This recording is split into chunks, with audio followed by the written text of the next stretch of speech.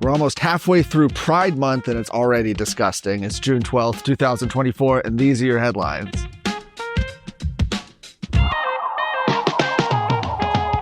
Well, with LGBT Pride Month continuing, the group Arlington Pride hosted what they called a family-friendly celebration of sexual identities that featured sex-themed merchandise and scantily clad drag queens. The event, which was held on Saturday over the weekend, featured literal sex toys, people walking around in bondage gear, women flashing their breasts, and merchandise for sale with explicit words on it I can't even say on here, okay? If you want to see more about this, by the way, Sarah Gonzalez talked about these events on her recent show, Come and Take It. You should see that episode. Multiple organizations, including Frank Kent Cadillac of Arlington, AMM Political Strategies, Charles Schwab, Lockheed Martin, and the Help Center for LGBT Health and Wellness sponsored the explicit event. Texas Family Project members who attended shared video evidence of performers wearing scanty clothing that revealed their body and children walking around viewing the explicit merchandise. Members of the DFW Sisters of Perpetual Indulgence were also in attendance. That group is known to masquerade as nuns while mocking Christian symbols and traditions. The director of the Tarrant County chapter of Citizens Defending Freedom, Rosalie Escobedo, shared her disgust for the event, telling the Dallas Express that the details that were exposed regarding the all-ages Arlington Pride event were horrific and pedophilic. Brady Gray, the president of the Texas Family Project, told Texas Scorecard the obscene language, nudity, and pure degeneracy on public display and supported by local tax dollars is an abomination. Well, earlier this month at Texas Tech University, a Cornell lecturer held a seminar on queering agriculture for students. He told attendants to sneak queer examples and books into early education and encouraged the use of opposite-sex restrooms. The seminar was held by the Center for Advancing Sustainable and Distributed Fertilizer Production. Exactly the kind of group you'd expect to be on the cutting edge of leftist indoctrination, right?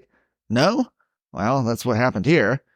The Queering Agriculture seminar took place on June 7th. Multiple Texas Tech employees were alarmed. They contacted Texas Scorecard about this.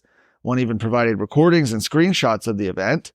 The presenter, Andrew Sheldorf, and his drag queen persona, Tilia Cordata, have made the news before.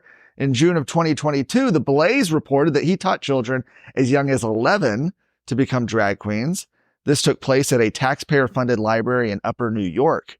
The trend continued in the presentation where he shared how to spread LGBT ideology to minors. He recommended various books for classroom libraries and schools and suggested using same-sex couples as examples in word problems. Matt Dewey, Texas Tech's vice president for marketing and communications, told Texas Scorecard that the university believes the manner in which the event was conducted lacked transparency and is inconsistent with their commitment to complying not only the letter, but also with the spirit of SB 17, a new state law banning this sort of behavior on college campuses. He went on to say the university will better utilize advisors who could provide guidance regarding holding events on campus in the future. Each weekday, join the Texas Minute for a first look at the top news of the Lone Star State. I'm Michael Quinn Sullivan, the host of the Texas Minute. The Texas Minute exists to make sure real Texans have the news they need to affect Texas. You can find the Texas Minute at texasscorecard.com or everywhere you listen to podcasts.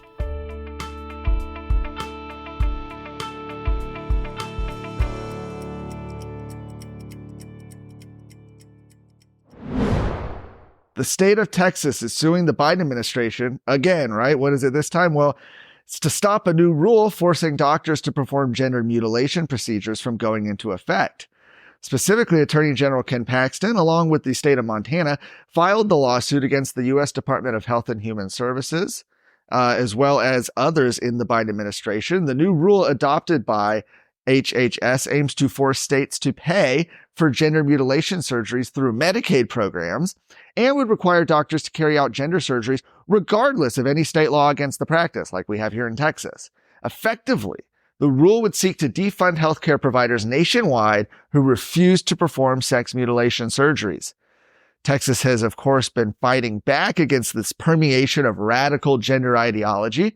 For example, following an investigation into Texas Children's Hospital last year, It revealed that the hospital was continuing to administer puberty blockers to children after it said it would stop. The state passed a law confirming that these abusive medical procedures are indeed illegal now for children. And yet the promotion of transgenderism continues to run rampant in the state. For example, the University of North Texas Health Science Center has been teaching transgender medical procedures and diversity, equity, and inclusion measures at their campus. For more of today's stories, go to texasscorecard.com.